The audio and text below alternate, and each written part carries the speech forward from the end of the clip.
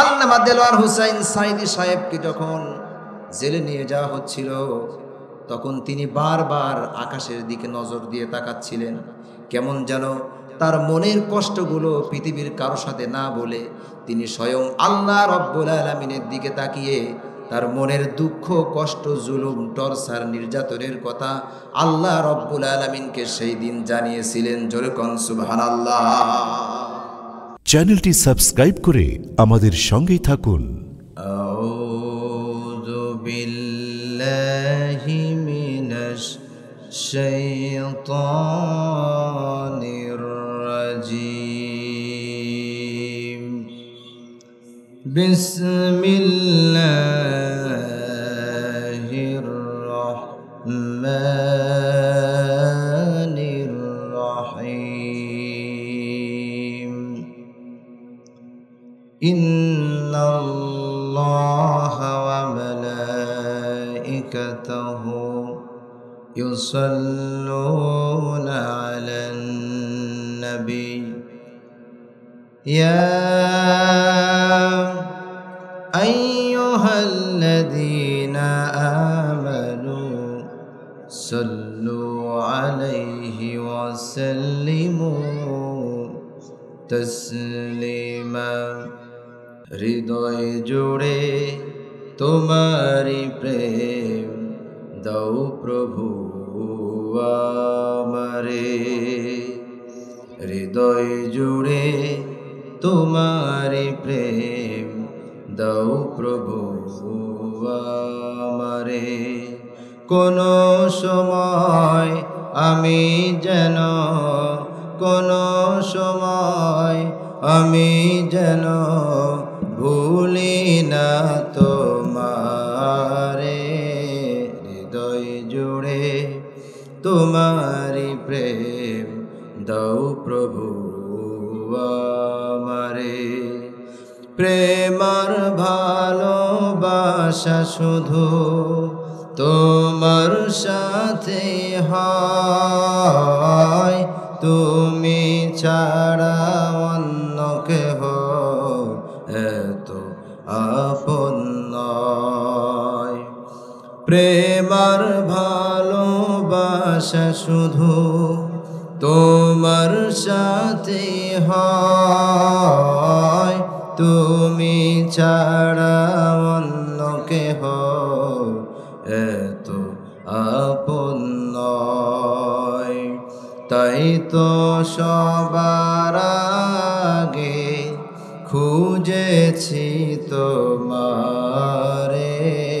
হৃদয় জুড়ে তোমারি প্রেম দাও প্রভু আমারে। যখন আমার কেউ ছিল না তখন ছিলে তুমি, যখন আমার কেউ রবে না তখন রবে তুমি।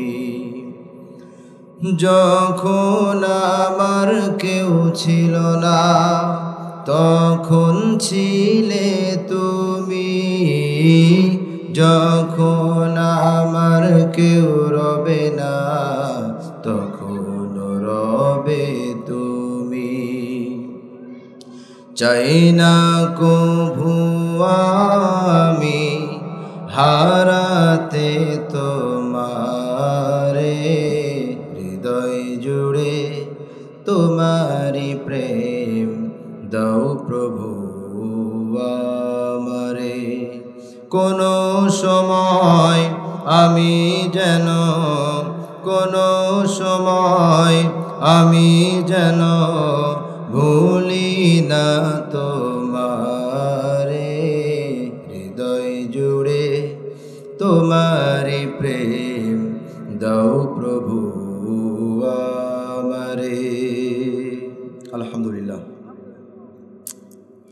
বাংলাদেশের ঐতিহ্যবাহী জেলা চাঁপাইনবাবগঞ্জ, মঞ্চে উপবিষ্ট হযরত উলামা একরাম, সামনে বসা চাঁপাইনবাবগঞ্জের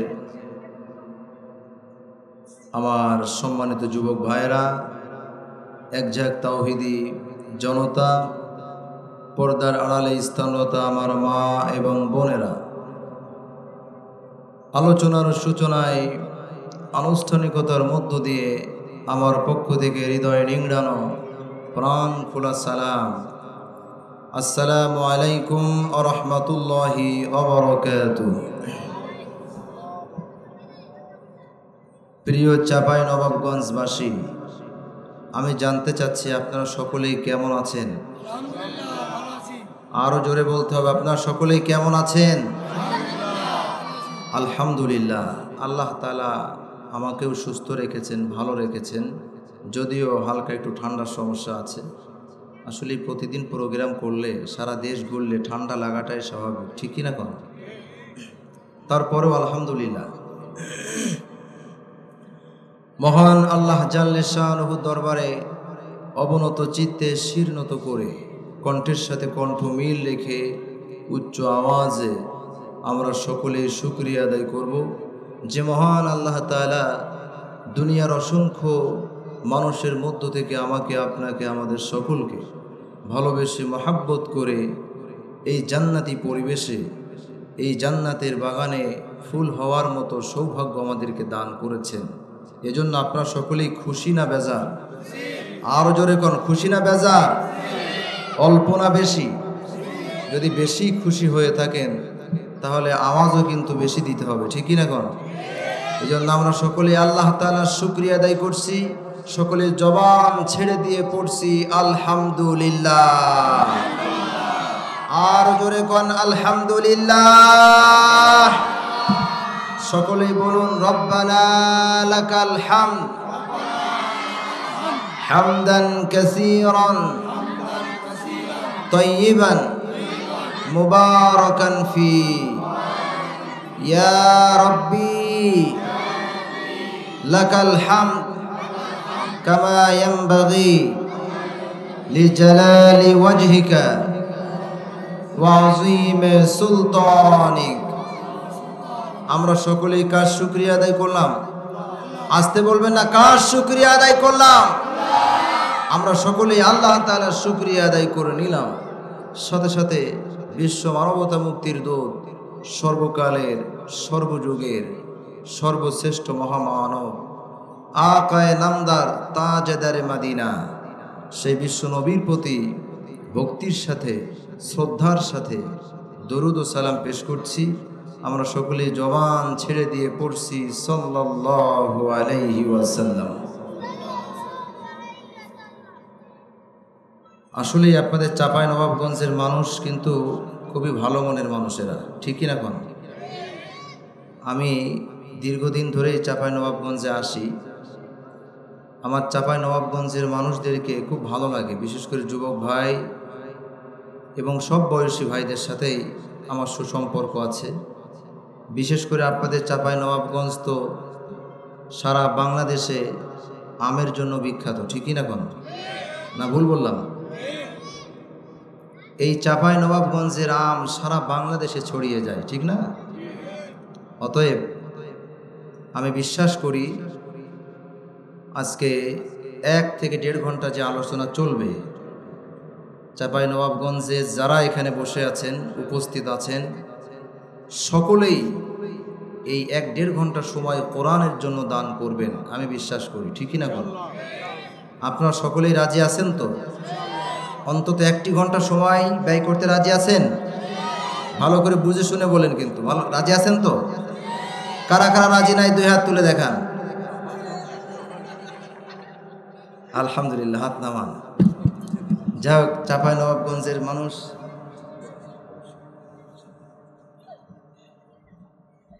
দেখছেন আম খেয়ে মাথায় কত পুষ্টি যে কেউ হাত উঠায় নাই, কয়েকজন শুধু পিচ্ছি হাত উঠাইছে, ঠিক না?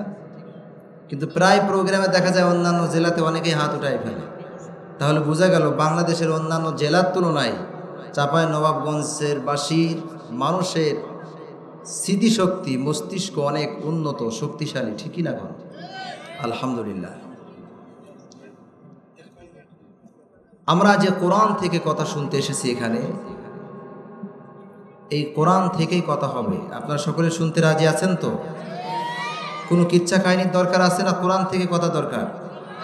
কোরআন হাদিস থেকে কথা হবে ইনশাআল্লাহ। যেহেতু এটা কোরআনের মাজলিস, তাফসিরুল কোরআন মাহফিল, কোরআনের বাইরে, আয়াতের বাইরে কোনো কথা হবে? আরো জোরে হবে? হবে না। আর আমরা এমন কোরআন শুনতে এসেছি যে কোরআন এর কথা শোনার জন্য যারা বসে যায়, আল্লাহ রাব্বুল আলামিন সেই জায়গাটায় ফেরেশতাদের মাধ্যমে, ক্যামেরার মাধ্যমে ভিডিও হতে থাকে। এটা আমরা দেখতে পারবো না, আমাদের দুনিয়ার চোখ দিয়ে দেখা সম্ভব নয়। কিয়ামতের ময়দানে আল্লাহ রাব্বুল আলামিন এই সমস্ত ভিডিও ফুটেজগুলি মানুষের সামনে উন্মুক্ত করে দিবেন। সুবহানাল্লাহ। চতুর্দিক দিয়ে এখানে রহমত বরকত বর্ষণ হতে থাকবে যতক্ষণ কোরআনের কথা হবে। আল্লাহ রাব্বুল আলামিন তিনি বলছেন, ইযা কুরিআল কুরআনু ফাসতামিউ লাহু ওয়া আনসিতু লাআল্লাকুম তুরহামুন। যখন কোরআনের কথা হয়, কোরআনের মাজলিসে, তখন তোমরা সকলেই চুপ করে বসে যাবে, চুপ করে মনোযোগ সহকারে কোরআনের কথা শুনবে। তাহলে আশা করা যায় আমি আল্লাহ রাব্বুল আলামিনের সমস্ত রহমত তোমাদের উপরে বর্ষণ হতে থাকবে। আমরা এমন একটি কিতাব শোনার জন্য এখানে এসেছি, আল্লাহ রাব্বুল আলামিনের সেই কিতাব, নাম তার কোরআনুল কারীম। এই কোরআনুল কারীমের কথা ব্যাখ্যা লিখে বলে মানুষদের সামনে শেষ করা সম্ভব নয়। সম্ভব কি? সম্ভব নয়। আল্লাহর কথা বলে লিখে, তাফসীর লিখে শেষ করা সম্ভব নয়। এজন্য আল্লাহ রাব্বুল আলামিন তিনি বলছেন, قُلْ لَوْ كَانَ الْبَحْرُ مِدَادًا لِكَلِمَاتِ رَبِّي لنفد البحر قبل أن تنفد كلمات ربي ولو جئنا بمثله مددا। চিৎকার দিয়ে বলুন আল্লাহু আকবার।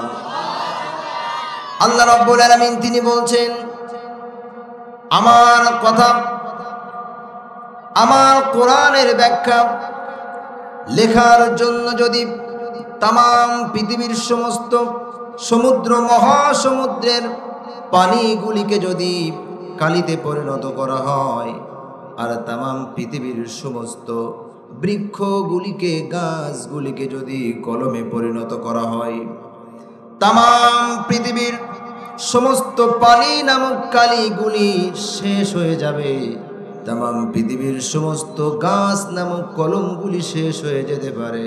তারপরেও আমি আল্লাহ রাব্বুল আলামিনের কথা ব্যাখ্যা লিখে শেষ করা সম্ভব নয়। এমন কিতাব আমরা শুনতে এসেছি। আমাদের সৌভাগ্য না দুর্ভাগ্য? আরো জোরে বলতে হবে, সৌভাগ্য না দুর্ভাগ্য? সৌভাগ্যবান ব্যক্তি আমরা যে এমন একটি কোরআনের মাজলিসে আমরা আসতে পেরেছি। যারা আসতে পারে নাই তারা ব্যর্থ, ঠিক কিনা কম? এই মাহফিল কি প্রতিদিন হবে? প্রতিদিন হবে না। আজ এবং আগামীকাল এই 2 দিন হয়তো এই মাহফিল হতে পারে, এরপরে আর 1 বছরের মধ্যে এই মাহফিলের আয়োজন সম্ভব নয়। আজ আপনাদের সামনে আমি 5টি কবিরা গুনাহ সম্পর্কে কথা বলতে চাই। কয়টি কবিরা গুনাহ? আরো জোরে কয়টি? 5টি। এটা একটা ক্লাস, মনোযোগ সহকারে ওয়াজ শুনতে হবে, এবং ওয়াজ শুনে এই কান দিয়ে শুনলেন, আর এক কান দিয়ে বের করে দিলেন, বাসায় চলে গেলেন, এই ওয়াজ শোনার কোনো লাভ নাই, আছে কি? ওয়াজ শুনতে হবে, স্মৃতিশক্তির মধ্যে আটকে রাখতে হবে, এবং সেই অনুযায়ী আমল করতে হবে, তাহলেই এই ওয়াজ দেওয়ার সফলতা আছে, ঠিক কি না গো? 5টি কবিরা গুনাহ আমি খুব সংক্ষিপ্ত সময়ে বলবো, আপনাদেরকে কষ্ট দেব না গভীর রাত পর্যন্ত।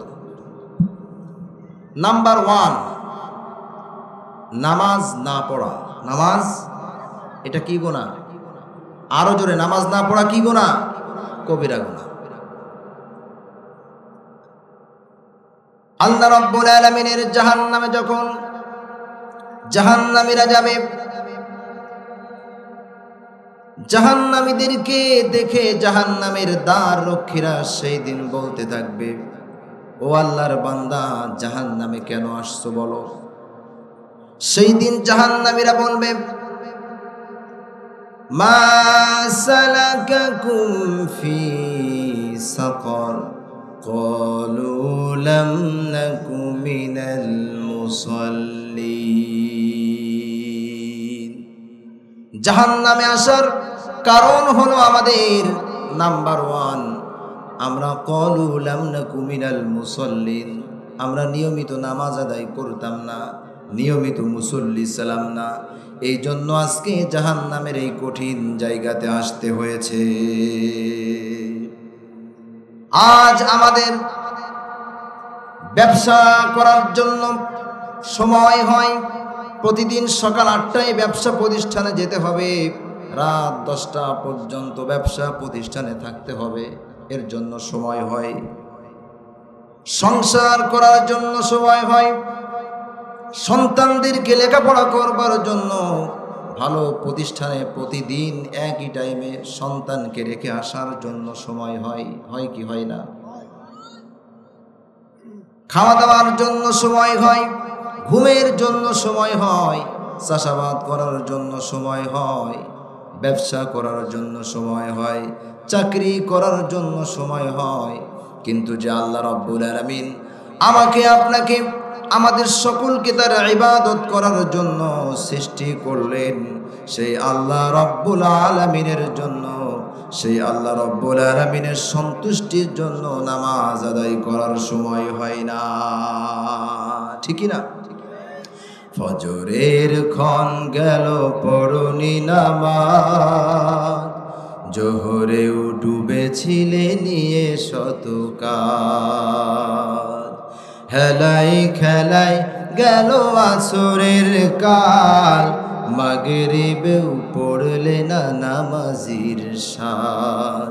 ফজরের ক্ষণ গেল পড়নি নামাজ, জোহরেও ডুবেছিলে নিয়ে শতকাল, ঠিক কিনা? বিনোদনে কেটে গেল এশার সময়, এতটুকু জাগলো না কবরের ভয়, ঠিক না? বিনোদনে কেটে গেল এশার সময়, এতটুকু জাগলো না কবরের ভয়, খুঁজলে না একবারও নাজাতের পথ, খুঁজলে না একবারও নাজাতের পথ, মুসলিম নাম নিতে পেলে না কোলাজ। ফজরের ক্ষণ গেল পড়নি নামাজ, জোহরেও ডুবেছিলে নিয়ে শতকাল। চিৎকার দিয়ে বলুন মারহাবা। আমাদের সব কাজ করার সময় হয়, কিন্তু বান্দা আল্লাহর রাজি খুশি করবার জন্য 5 ওয়াক্ত সালাত আদায় করবে, সেই সময়টুকু বান্দার হয় না, ঠিকই না? কোন না ভুল বললাম? যদিও আপনাদের চাঁপাইনবাবগঞ্জে সকলেই নামাজ পড়ে, আমাদের ঝিনাইদহ, কুষ্টিয়া, যশোর, খুলনা ওই দিকের লোক নামাজ কালাম পড়ে না। ব্যাপারটা কি এরকম নাকি? কথা বলছেন? তাহলে আপনাদের এদিকেও বেনামাজি আছে নাকি নাই? আছে। অর্থাৎ সব জায়গায় এই রোগটা আছে। এখন এই নামাজ শুধু একা একা আপনি পড়বেন, একা একাই জান্নাতে যাবেন, তা হবে না। নামাজ পরিবারের সকলকে নিয়ে আদায় করতে হবে। এজন্য আল্লাহ রাব্বুল আলামিন তিনি বলছেন, ইয়া আইয়ুহাল্লাযীনা আমানু কু আনফুসাকুম ওয়া আহলিকুম নারা। হে ঈমানদারেরা, তোমরা নিজেরা জাহান্নামের আগুন থেকে বাঁচো এবং আহাল পরিবার পরিজনদেরকেও জাহান্নামের আগুন থেকে বাঁচাও। আপনি আপনার সন্তানকে নিয়ে নতুন ঢাকাতে গেছেন, ছোট্ট সন্তান, হাত ধরে ধরে আপনার সন্তানকে নিয়ে যাচ্ছেন। হঠাৎ আপনার সন্তান আপনার হাত ছুঁড়ে ফেলে দিয়ে একা একা সামনে অগ্রসর হচ্ছে। হঠাৎ দেখলেন আপনার ছোট্ট সন্তানের সামনে রাস্তায় ম্যানহোলের ঢাকনা খোলা। আপনি লক্ষ্য করছেন পিছন দিক দিয়া আপনার সন্তান দৌড় দিচ্ছে আর সামনে ম্যানহোলের ঢাকনা খোলা। যদি আপনার সন্তান ম্যানহোলের ভিতরে পড়ে যায় তাহলে আপনার সন্তান শেষ হয়ে যাবে, ঠিক কিনা কন? আপনি আপনার জীবন বাজি রেখে পিছন দিক দিয়া দৌড় শুরু করবেন আপনার সন্তানকে পিছন দিক দিয়া জামা টান দিয়ে ধরার জন্য, ঠিক কিনা? কেননা আপনার সন্তান মারা যেতে পারে।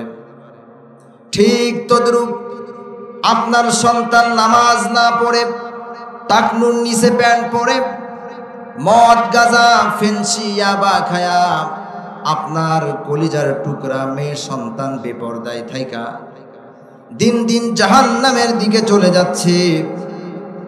আপনি একজন পিতা হয়ে একজন মাতা হয়ে একটি দিনের জন্য আপনার সন্তানকে নসিহত করতে পারলেন না, বাবা তুমি যে নামাজ না পড়ে থাকো, ইসলামী আন্দোলন না করে থাকো, তুমি টাকনুর নিচে প্যান্ট পরো, রাত 12টার সময় তুমি বাসাতে আসো, সারাদিন কোথায় থাকো? মদ গাঁজা খাও শুনলাম, বিড়ি সিগারেট খাও। সন্তান, আমি তোমার পিতা হয়ে বলছি এই কাজগুলি আর করা যাবে না। এই কাজগুলি হলো জাহান্নামের কাজ, এই কাজগুলি আগামীকাল থেকে করা যাবে না। এই নসিহত আপনার সন্তানকে আপনি কয়দিন বলেছেন? একদিনও বলতে পারেন নাই। তাহলে আমরা একজন পিতা হয়ে ব্যর্থ পিতার পরিচয় দিয়েছি। আমার চোখের সামনে, আপনার চোখের সামনে আপনার সন্তান দিন দিন জাহান্নামের দিকে ধাবিত হচ্ছে। আপনি পিতা হয়ে একদিনের জন্য নিষেধ করতে পারলেন না, ঠিকই না?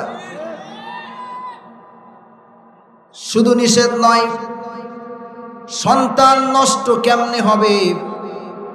আমি বলবো আমাদের সন্তান নষ্ট হওয়ার 1 নাম্বার কারণ হলো হাতে মোবাইল ফোন দেওয়া, ঠিক কিনা কন? আর 2 নাম্বার কারণ হলো অসৎ বন্ধুর সঙ্গে বেড়ানো। 1 নাম্বার কারণ আপনার সন্তানের হাতে আপনি টাচ ফোন দিয়েছেন, অ্যান্ড্রয়েড ফোন দিয়েছেন। ছোট থেকে কিশোর কিশোরী থেকে আপনার সন্তান খারাপের দিকে ধাবিত হচ্ছে। সারা দিন রাস্তার পাশে বসে ফ্রি ফায়ার পাবজি খেলে, মার মার ধর ধর, আছে না নাই? যদিও আপনাদের এলাকাতে মনে হয় নাই, এই এলাকাতেও আছে। সারা দিন গেম খেলে, সারা দিন মোবাইলে চ্যাটিং করে, রাত 12টা 1টা নয়। আপনি ভাবছেন আপনার সন্তান পড়তে পড়তে ঘুমিয়ে গেছে ঘরে, দরজা আটকে আপনার সন্তান পড়তেছে। কিন্তু আপনার সন্তান দরজা আটকিয়ে পড়ে না, আপনার সন্তান দরজা আটকিয়ে সারাদিন মোবাইল দেখে আর কথা বলে, ঠিক কিনা কর? এই সন্তান নষ্ট হওয়ার একমাত্র কারণ হলো এই মোবাইল। গত কয়েক মাস আগে ইন্টারের পরীক্ষার রেজাল্ট দিয়েছে, এইচএসসি পরীক্ষার। বাংলাদেশের ইতিহাসে এমন খারাপ রেজাল্ট হয় নাই যতটা হয়েছে এইবার রেজাল্টে, ঠিক কিনা বল? আমি বলবো একমাত্র কারণ হলো সন্তানদের হাতে আমরা মোবাইল উঠিয়ে দিয়েছি। আর এই মোবাইল উঠিয়ে দেওয়ার কারণে সন্তানরা আজকে কেউ লেখাপড়া করে না। মোবাইল আসিল কি দোলা লাগিল, পড়াশোনায় মন বসে না, ঠিকই না? পেটে ভাত নাই যাক, পরন পোশাক নাই থাক, পেটে ভাত নাই যাক, পরন পোশাক নাই থাক, মোবাইল ছাড়া দিন চলে না। মোবাইল আসিল কি দোলা লাগিল, পড়াশোনায় মন বসে না।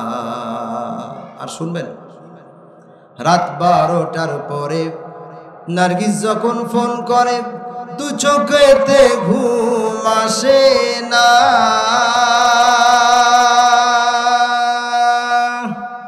রাত 12টার পরে বন্ধু যখন ফোন করে, 2 চোখেতে ঘুম আসে না। সারা রাত জাগিয়া মোবাইল চ্যাট করিয়া, সারা রাত জাগিয়া মোবাইল চ্যাট করিয়া, ফজরের নামাজে ঘুম ভাঙ্গে না।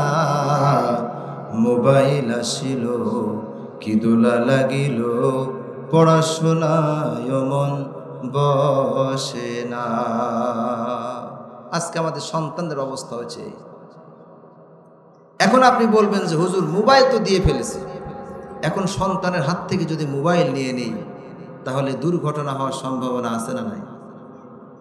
আপনি মনে করছেন আজকের ওয়াজ শুনে সন্তানের হাত থেকে মোবাইল নিয়ে নেবেন, দেখবেন আরেক রকম বিপদ।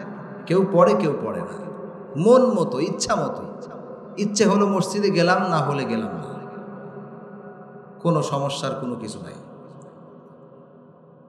আর যখন দেশে ইসলাম কায়েম হয়ে যাবে, দেশে যখন আল্লাহ রাব্বুল আলামিনের হুকুম যখন জারি হয়ে যাবে, যখন প্রধানমন্ত্রী নামাজ পড়বে, এমপি মন্ত্রীরা সকলেই নামাজ আদায় করবে, প্রশাসনের ভাইয়েরা সকলেই নামাজ আদায় করবে, প্রশাসনের ঊর্ধ্বতম কর্মকর্তাদের ইমামতিতে তাদের নিম্ন কর্মকর্তারা সকলেই জামাতবদ্ধ হয়ে নামাজ আদায় করবে। এমন পরিবেশ যদি বাংলার জমিনে তৈরি হয়ে যায়, তাহলে কলমের খুঁচা দিয়া, টেবিলের নিচ দিয়া লক্ষ লক্ষ হাজার হাজার কোটি টাকা আত্মসাৎ করার মতো দুঃসাহস কারো আর হবে না, কেউ আর করবে না। সকলেই বলবে যে আমি ঘুষ নেব কেমনে, আমি তো নামাজ আদায় করি। প্রধানমন্ত্রী ভাববে যে আমি বিদেশের মাটিতে হাজার হাজার কোটি টাকা আত্মসাৎ করব, বিল্ডিং বালাখানা করব। কেন করব? আল্লাহ তো আমাকে দেখছে, আমি তো একজন নামাজি মানুষ, আমি তো ইমানদার, আমি কার জন্য করছি এসব, ঠিক কিনা কোন? দেশে এমপি মন্ত্রী পার্লামেন্টেরিয়ান যারা আছে অধিকাংশই নামাজি না বেনামাজি? আরো জোরে কন, নামাজি না বেনামাজি? বেনামাজি, অধিকাংশই বেনামাজি। এই বেনামাজি যখন পার্লামেন্টে যাবে তখন সে কি নামাজ কায়েম করবে? কথা বলছে না, করবে? কিন্তু যদি নামাজি একজন পার্লামেন্টেরিয়ান হয় তাহলে সে কি করবে? প্রথম যায় সে নামাজ কায়েমের জন্য কথা বলবে, সোচ্চার হবে, ঠিক কিনা কন? এই জন্যে নামাজ একা একা আদায় করলে হবে না, নামাজ আদায় করতে হবে জামাতবদ্ধ হয়ে, কাতারবদ্ধ হয়ে। মক্কায় যতদিন পর্যন্ত আল্লাহ রাব্বুল আলামিনের হাবিব বিশ্ব নবী তিনি ছিলেন, কোনোদিন তিনি নামাজ কায়েম করেন নাই। নামাজ আদায় করেছেন কিন্তু বাধ্যতামূলক করেন নাই। কিন্তু যখন মক্কা থেকে বিশ্ব নবী জনাবে মুহাম্মদুর রাসূলুল্লাহ সাল্লাল্লাহু আলাইহি ওয়াসাল্লাম হিজরত করে মদিনায় চলে গেলেন, মদিনায় যায়া আল্লাহ রাব্বুল আলামিন ওনাকে সিংহাসন দান করলেন, ক্ষমতার আসন দান করলেন, ক্ষমতার চেয়ার দান করলেন, আর বললেন নবী হে, আপনি এখন মদিনার প্রেসিডেন্ট, মদিনার সরকার, আপনার হাতে এখন সমস্ত প্রশাসনের শক্তি, আপনার হাতে এখন সকল দেশের শক্তি আপনার হাতে আমি উঠায় দিলাম। আজ থেকে আপনার মূল দায়িত্ব হবে এই মদিনার জমিনে ইসলাম কায়েম করা, সর্বপ্রথম নামাজ কায়েম করা। জোরে কোন সুবহানাল্লাহ। আজ দেশের জনগণ বলে, অনেক নেতা নেত্রী বলে যে আমরা মদিনার সনদের ইসলাম চাই, ঠিকই না কোন? মদিনার সনদের ইসলাম যদি আপনাকে যেতে হয়, আপনাকে প্রকাশ্যে এটা প্রকাশ করতে হবে, বলতে হবে আমরা ক্ষমতায় যায়া সর্বপ্রথম যে আইন পাশ করব, সেটা বাংলার জমিনে প্রত্যেকটা মুসলমান নরনারীকে 5 ওয়াক্ত নামাজ বাধ্যতামূলক পড়তেই হবে, পড়তেই হবে, এই আইন পাশ করব। আপনি বলুন এটা, তা তো বলেন না, ঠিকই না কোন? মদিনার সনদে দেশ চালাতে হলে সর্বপ্রথম ক্ষমতার আসনে বসেই কি আইন পাশ করতে হবে? আরো জোরে কোন, কি আইন? এটা কি আমি আমার মন গড়া কথা বললাম? দলিল দিয়ে দিই। আল্লাহ রাব্বুল আলামিন তিনি বলছেন সূরা হজের 41 নম্বর আয়াত, আল্লাযীনা ইম্মাক্কান্নাহুম ফিল আরদ আকামুস সালাতা ওয়া আতাউজ যাকাতা ওয়া আমারু بالمعروف ونهوا عن المنكر ولله عاقبة الأمور চিৎকার দিয়ে বলুন আল্লাহু আকবার। আল্লাহ রাব্বুল আলামিন তিনি বলছেন আমার ঈমানদাররা যখন ক্ষমতায় যাবে, ঈমানদাররা যখন সরকার গঠন করবে, তখন ক্ষমতায় যায়া সর্বপ্রথম 4টি কাজ করবে। কয়টি কাজ? আরো জোরে, কয়টি কাজ? 4টি কাজ। নাম্বার 1, ক্ষমতায় ঈমানদার যখন যাবে, যায়া সর্বপ্রথম যে আইন পাশ করবে সেটা হলো আকিমুস সালাহ, নামাজ কায়েম করা। 2 নাম্বার তারা যে আইন পাশ করবে যাকাত বাধ্যতামূলক, ধনী লোক যাকাত দিতেই হবে, কোনো মাপ নাই। 3 নাম্বার হলো সৎ কাজের আদেশ দিবে। আর 4 নাম্বার হলো অসৎ কাজ দেশে হলে তারা মানবে না, বাধা দিবে। ঠিক কিনা কোন? আজকে আমাদের সমাজে অন্যায় কাজ আছে না নাই? আরো জোরে কোন, আছে না নাই? আছে, কিন্তু কেউ কি বাধা দেয়? কেউ বাধা দেয় না। প্রকাশ্যে দেখা যাচ্ছে যে অমুক মদের দোকান, আপনারা লেখা দেখেন না? আমি অনেক জায়গায় দেখেছি মদের দোকান, যেটা প্রকাশ্যে মুসলমানদের জন্য হারাম, সেটাকে বৈধতা দেওয়া হয়েছে। তারপরে আপনার চোখের সামনে সুদ, ঘুষ, জেনা, ব্যভিচার, হত্যা, ধর্ষণ, লুণ্ঠন, চাঁদাবাজি, টেন্ডারবাজি, কত কি চলছে। এগুলি ন্যায় না অন্যায়? কথা বলছে না, ন্যায় না অন্যায়? অন্যায়। তাহলে এই অন্যায় কাজের বাধা কয়জন মানুষ দিয়েছে?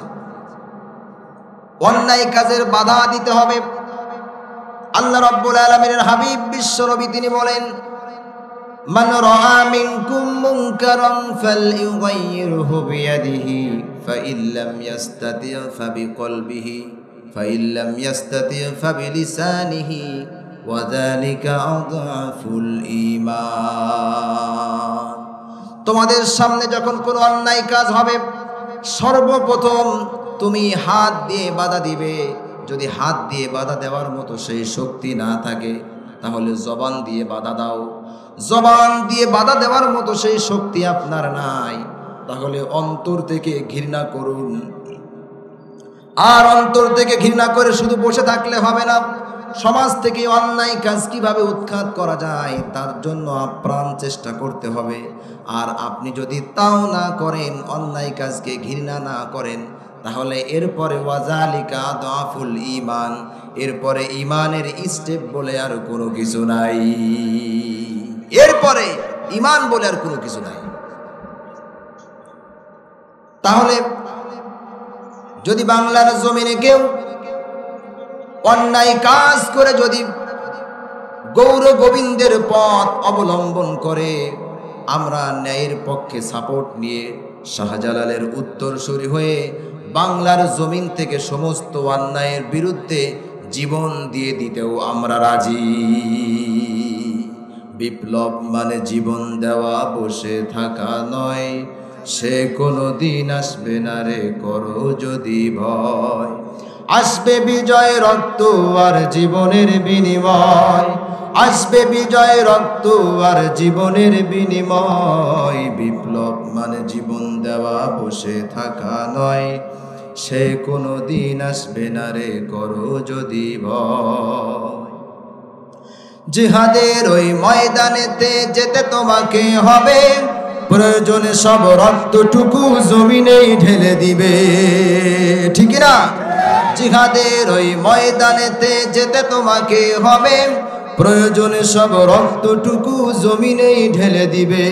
তবুও তোমার লড়তেই হবে, মানিবে না পরাজয়।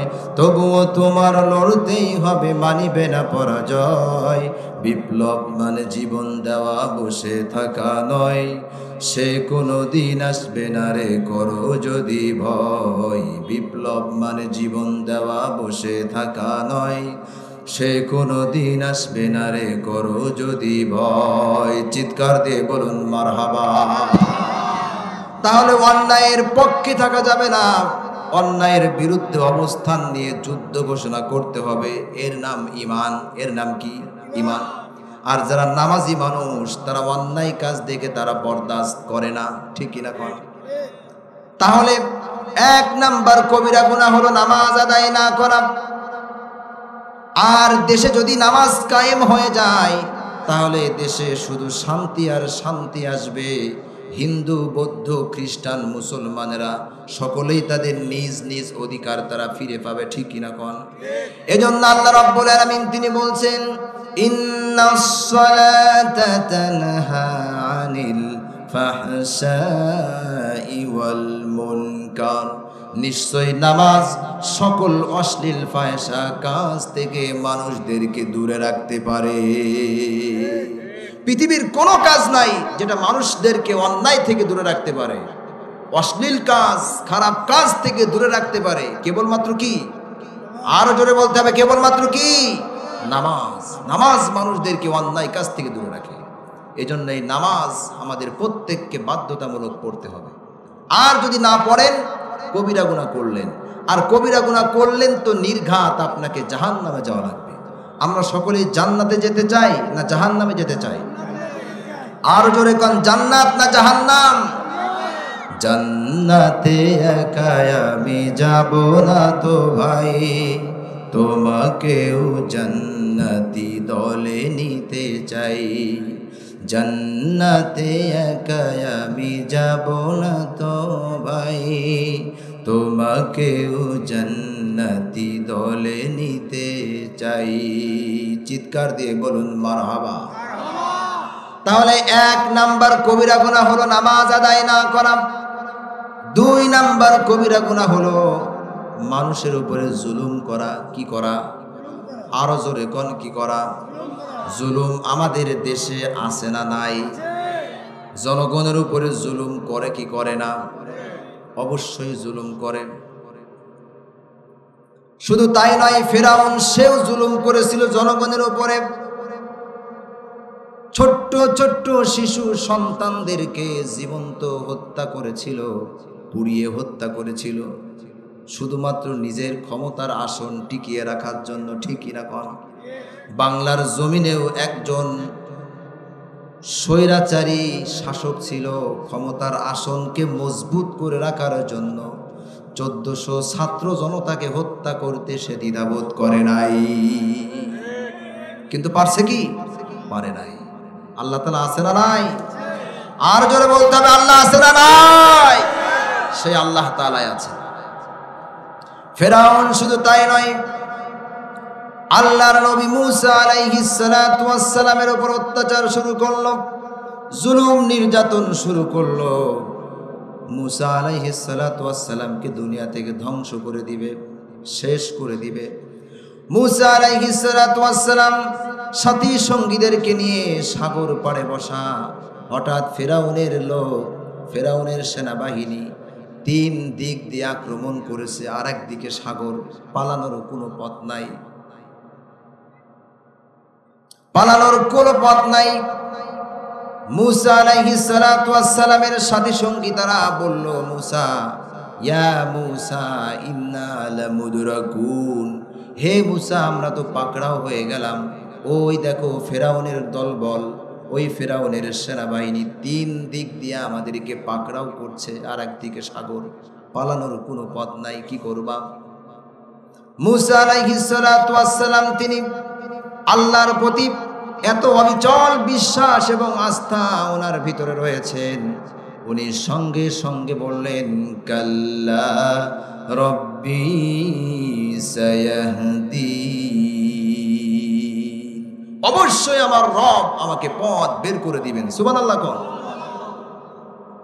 মুসা আলাইহিস সালাতু ওয়াস সালামকে আল্লাহ রাব্বুল আলামিন আদেশ করলেন, মুসা সাগরের উপরে, পানির উপরে তোমার হাতের লাঠি দিয়ে আঘাত করো। সঙ্গে সঙ্গে মুসা আলাইহিস সালাতু ওয়াস সালাম সাগরের পানির উপরে যখন আঘাত করলেন, দেখলেন বিশাল বড় সাগরের মাঝখান দিয়া বিশাল বড় বিশ্বরোড আমার আল্লাহ রাব্বুল আলামিন তৈরি করেছেন। জোরে কোন সুবহানাল্লাহ। মুসা আলাইহিস সালাতু ওয়াস সালামের লোকজন নিয়ে যখন সাগরের ওপারে উঠে গেছে, ফিরআউনের সেনাবাহিনী সহ যখন সাগর পাড়ে এসেছে, সাগর তীরে এসেছে, তখন ফিরআউনের লোকজন দেখলো বিশাল বড় রাস্তা সাগরের মাঝখান দিয়া। ও মনে করছে ওর বাগানে তৈরি করছে, ঠিকই না কোন? আল্লাহ রাব্বুল আলামিন তিনি কিচ্ছু বললেন না। যখন ফেরাউন সহ তার দলবল যখন সাগরের মাঝখানে গেছে রাস্তার উপরে, আল্লাহ রাব্বুল আলামিন তিনি বলছেন, ইযা ক্বাদা আমরান ফাইন্নামা ইয়াকুলু লাহু কুন ফায়াকুন। আমি আল্লাহ রাব্বুল আলামিন যখন কোনো কিছু করার জন্য আদেশ দিয়ে দিই, আমার সেনাবাহিনীর প্রয়োজন হয় না, এমপি মন্ত্রীর প্রয়োজন হয় না, র্যাবের প্রয়োজন হয় না, ডিবির প্রয়োজন হয় না, পুলিশ বিজিবি আনসার বাহিনী কোনো কিছু প্রয়োজন হয় না। আমি শুধু বলি কাফ আর নুন কুন হও, সঙ্গে সঙ্গে ফায়াকুন হয়ে যায়। আল্লাহ রাব্বুল আলামিন তিনি বললেন কুন, সাগরের পানি যেমন ছিল ঠিক তেমনি হয়ে যাও। সঙ্গে সঙ্গে সাগরের পানি চলে আসলো। ফেরাউনের দলবল সকলেই পানি খাইতে খাইতে সকলেই শেষ, শুধু বেঁচে আছে বড় শয়তান, নাম কি? ফেরাউন। ফেরাউন একবার সাগরের গভীরে চলে যায়, আবার হাবুডুবু খাইতে খাইতে পানি খাইতে খাইতে ভেসে ওঠে, আবার সাগরের গভীরে চলে যায়। তখন ফেরাউন দেখলো আমার জীবন তো শেষ, সারা জীবন জনগণের উপরে জুলুম করেছি, মূসার উপরে জুলুম করেছি, ছোট্ট ছোট্ট সন্তানদের উপরে জুলুম করেছি, আজ তো কোনো রক্ষা নাই। আমি নিজেই তো খোদা দাবি করছিলাম, ফাকালা আনা রব্বুকুমুল আলা, আমি তোমাদের বড় রব। আজকে আমার মনে হয় জীবন বাঁচানো সম্ভব হবে না। সেই সময় ফেরাউন বলল, আমানতু আন্নাহু লা ইলাহা ইল্লাল্লাযী আমানাত বিহি বানু ইসরাঈল। আল্লাহ, আমি ঈমান আনলাম ওই ইলাহের উপরে, যেই ইলাহের উপরে ঈমান এনেছে বনি ইসরাঈলরা। মূসা যেই রবের উপরে ঈমান আনছে, আমি ফিরাউন আজকে মৃত্যুর আগ মুহূর্তে সেই রবের উপরে ঈমান আনলাম, এবং ওয়া আনা মুসলিমিন, আমি মুসলমানদের একজন, তারপরেও আমার সুবাও কেন? আল্লাহ রাব্বুল আলামিন তিনি বলছেন, আল আন ওয়াকাদ আসাইতা ক্বাবলু ওয়া কুনতা মিনাল মুফসিদিন। এখন ফিরাউন, এখন কি অবস্থা? সারা জীবন আমার জনগণের উপরে জুলুম করেছো, আমার নবী রাসূলদের উপরে জুলুম করেছো, ছোট্ট ছোট্ট সন্তানদেরকে হত্যা করেছো, এখন তোরে আমি আজ ছাড়বো না। তুই কিসের মুসলমান? তুই তো সন্ত্রাস। ফিরাউন বলছে ওয়া আনা মিনাল মুসলিমিন, আমি মুসলমানদের একজন, আর আল্লাহ তাআলা বলছেন ওয়া কুনতা মিনাল মুফসিদিন, তুই কিসের মুসলমান? তুই তো সন্ত্রাস। ঠিক কিনা কোন? যারা মানুষ হত্যা করে এরা সন্ত্রাস নাকি সন্ত্রাস? কি বলেন? এরা সকলেই সন্ত্রাস যারা মানুষ হত্যার সাথে জড়িত। আল্লাহ রাব্বুল আলামিন তিনি বললেন, ফেরাউন তোরে আজকে আমি বাঁচাবো না, তোরে আমি আজকে মারবো, কিন্তু তোর বডিটারে আমি কিয়ামত পর্যন্ত বাঁচিয়ে রাখবো, যাতে করে পৃথিবীতে তোর মতো স্বৈরাচারী শাসক যত আসবে, সমস্ত স্বৈরাচারী জালেম শাসকেরা যেন তোরে দেখে শিক্ষা নিতে পারে। আল্লাহ রাব্বুল আলামিন তিনি বলছেন, ফালইয়াউমা নুনাজ্জিকা বিবাদানিক, তোরে মারবো, তোর বডিটারে আমি এমন করে শুটকি বানায় রাখবো, তামাম পৃথিবীর কোনো পিপিলিকা, কোনো পশু প্রাণী তোর শরীরটারে ভক্ষণ করবে না। তাহলে এক ফিরাউনকে আল্লাহ রাব্বুল আলামিন পানিতে চুবিয়ে চুবিয়ে হত্যা করেছে, আবার নমরুদকে আল্লাহ রাব্বুল আলামিন ল্যাংড়া মশার মাধ্যমে জুতা পিটা খাইতে খাইতে দুনিয়া থেকে বিদায় করে দিয়েছে। আবার বাংলার জমিনেও নব্য ফিরাউন, নব্য নমরুদের উত্তর সুরিকে আল্লাহ রাব্বুল আলামিন একেবারে হত্যা না করেও অন্তত বাংলার জমিন থেকে বিতাড়িত করে দিয়েছেন। কথা কন ঠিক কিনা? পৃথিবীতে কেউ স্থায়ী হয় না, হোক না সে ফেরাউন কিবা নমরুদ, কেউ ভবে চিরকাল রয় না। ঠিক না? পৃথিবীতে কেউ স্থায়ী হয় না, হোক না সে ফেরাউন কিবা নমরুদ, কেউ ভবে চিরকাল রয় না। চলে যায় সব ছেড়ে যেতে হয়, মৃত্যু মানে না কোনো পরিচয়। সব রাজা মহারাজা আর মহাবীর, সব রাজা মহারাজা আর মহাবীর, কাউকে সে অবকাশ দেয় না। ফেরাউন শেষ তক ছিল না, মৃত্যু তাকেও ছেড়ে দিল না, ঠিক না? ফেরাউন শেষ তক ছিল না, মৃত্যু তাকেও ছেড়ে দিল না। থেকে গেছে সব তার স্মৃতিচিহ্ন, থেকে গেছে সব তার স্মৃতিচিহ্ন, কেউ আজ তার কথা কয় না। পৃথিবীতে কেউ স্থায়ী হয় না, হোক না সে ফেরাউন কিবা নমরুদ, কেউ ভাবে চিরকাল রয় না, কেউ ভাবে চিরকাল রয় না। চিৎকার দিয়ে বলুন মারহাবা। সকলে একটু জিকির করেন লা ইলাহা। একটু আগে আগে আসুন, সকলে জিকির করুন লা ইলাহা। ফাঁকা জায়গায় শয়তান বসবে, আপনাদেরকে এখনই শয়তান এখান থেকে উঠায় নিয়ে চলে যাবে। খুব মনোযোগ সহকারে সামনে আসেন, ফাঁকা জায়গা গ্যাপ পূরণ করে বসেন, কেউ উঠবেন না, একটু পরে আলোচনা শেষ হয়ে যাবে। সকলে জিকির করেন লা ইলাহা ইল্লাল্লাহ।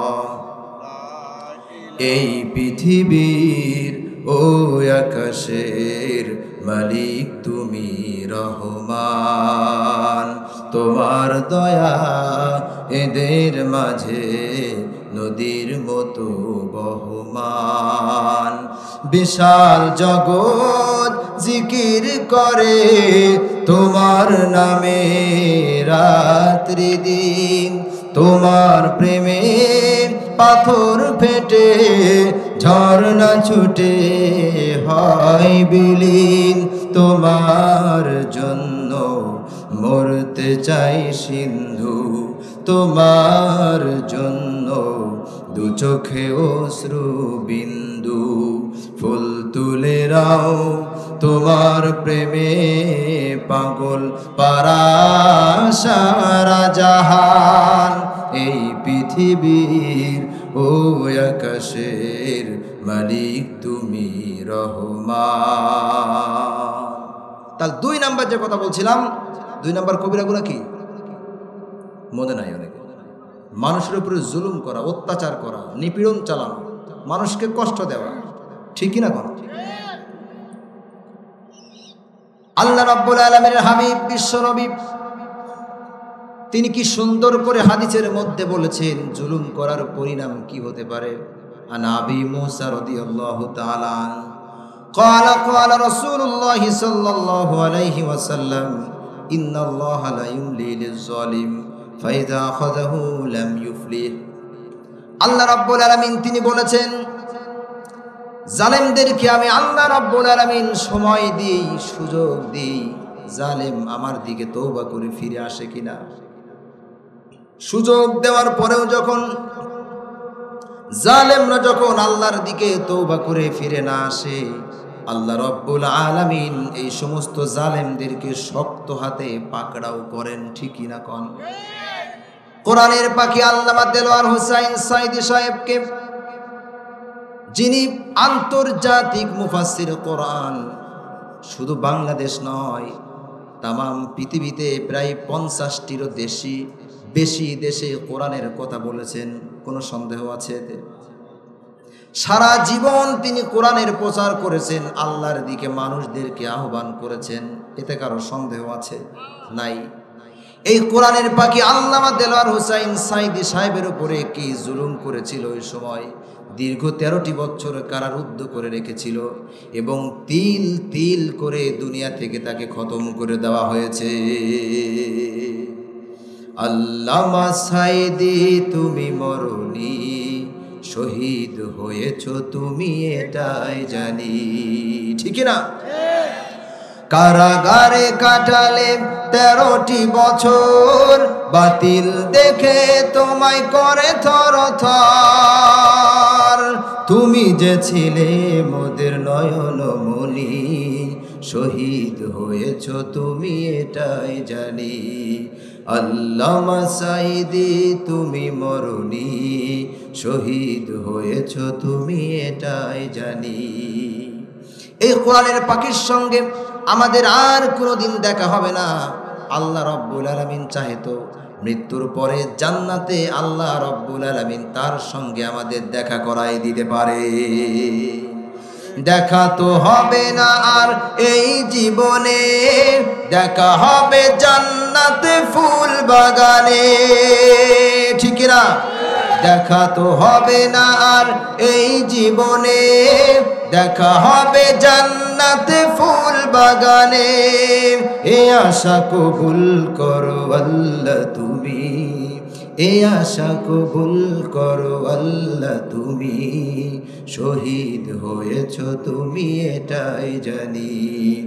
আল্লামা সাঈদী তুমি মরনি, শহীদ হয়েছ তুমি এটাই জানি। চিৎকার দিয়ে বলুন মারহাবা। তাহলে মানুষের উপরে জুলুম করে টিকা সম্ভব নয়।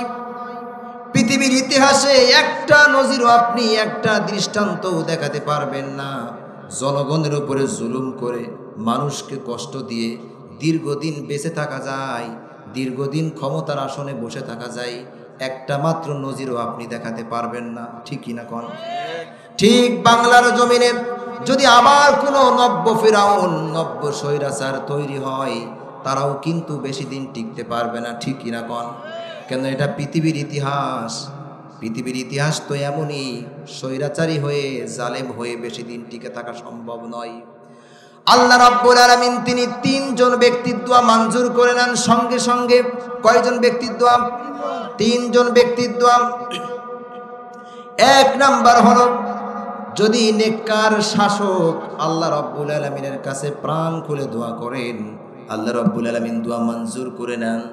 2 নাম্বার হলো, কোনো মানুষ যদি রোজায় থেকে ইফতার সামনে নিয়ে আল্লাহ রাব্বুল আলামিনের কাছে প্রার্থনা করেন, এই রোজাদারের দোয়া আল্লাহ রাব্বুল আলামিন সঙ্গে সঙ্গে মঞ্জুর করে নেন।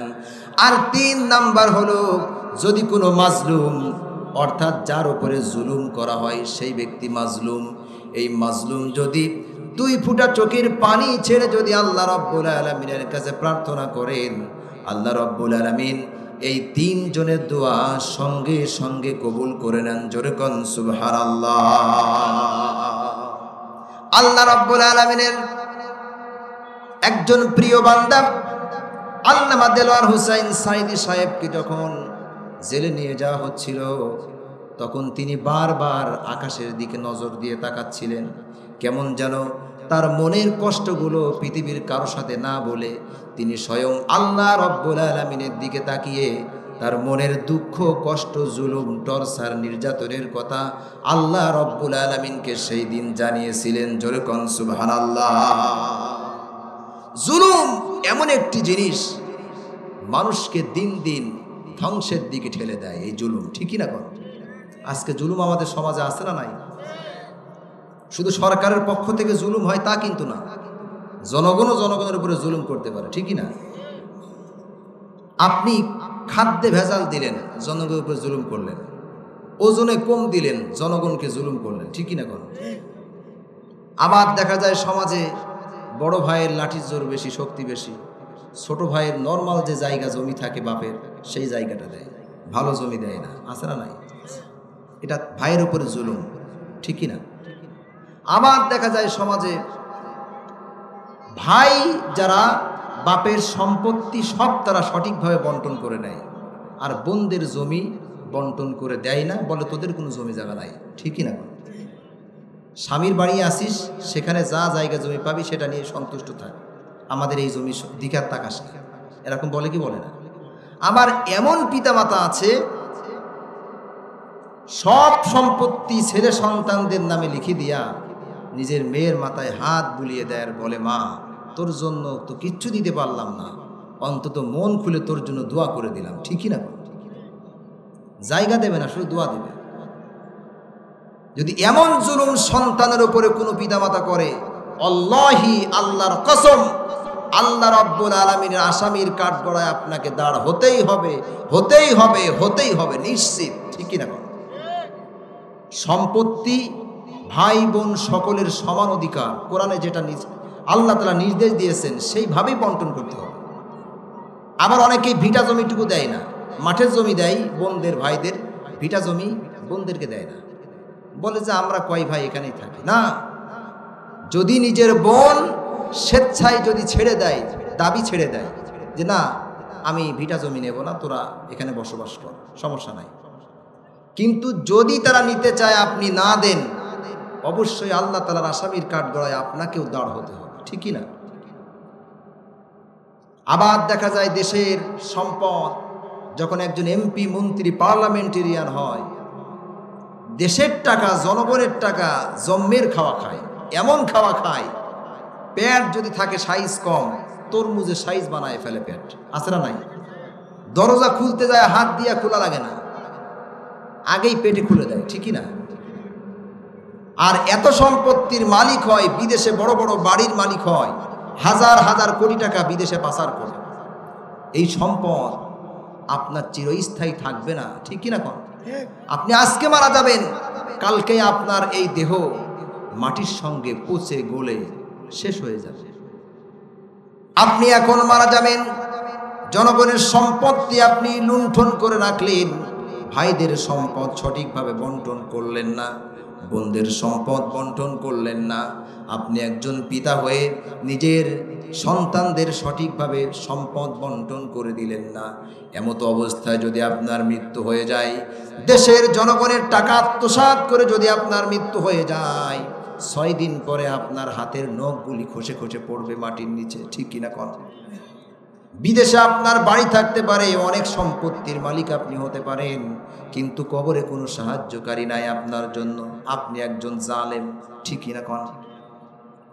9 দিন পরে আপনার মাথার চুলগুলো খুলে খুলে পড়বে, 17 দিনে আপনার পেট ফেটে পোকামাকড় কিলবিল করবে, আপনার দুনিয়ার কোনো বাদশাই নাই, কোনো পাওয়ার নাই, কোনো ক্ষমতার পাওয়ার নাই, কোনো টাকা পয়সার গরম নাই, সব শেষ। 60 দিন পরে আপনার গোশ থাকবে না, কঙ্কাল পড়ে রবেন। 9 দিন পরে আপনার হাড় হাড্ডিগুলি মাটির সঙ্গে মিশে একাকার হয়ে যাবে। 6 দিন পরে নখ খসে যাবে, 9 দিন পরে চুল। কবর গৃহের সামান নিতে কইরো না কেউ ভুল, কবর জায়গা ভালো নয়, কবর জায়গা ভালো নয়, কবর জায়গা ভালো নয়। আমল দিয়ে কবর গৃহ সাজিয়ে নিতে হয়, আমল দিয়ে কবর গৃহ সাজিয়ে নিতে হয়। 17 দিনে পেট ফেটে শেষ, পোকার খাদ্য হবে। 60 দিন পরে গোশ থাকবে না, কঙ্কাল পড়ে রবে। ঠিক না?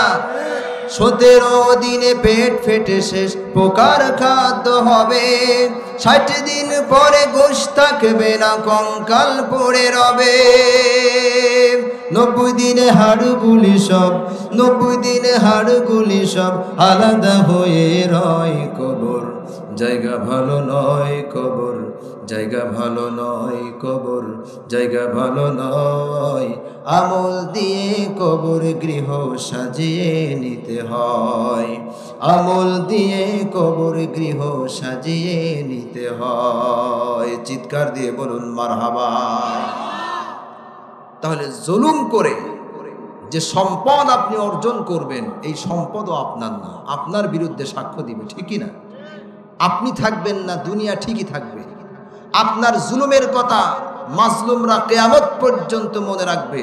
আর আপনার এই জুলুমের কারণে, এই জালেম হওয়ার কারণে আল্লাহ তাআলার আসামির কাঠগড়ায়, জাহান্নামের কাঠগড়ায় আপনাকে দাঁড় হতেই হবে। ঠিকই না কথা? এই জন্য জুলুমের সাথে মুসলমানদের কোনো সম্পর্ক, আরও জোরে আমাদের কোনো সম্পর্ক নাই। তাহলে 1 নাম্বার কবিরা গুনাহ কি বললাম? নামাজ না পড়া। 2 নাম্বার জুলুম করা, জুলুম।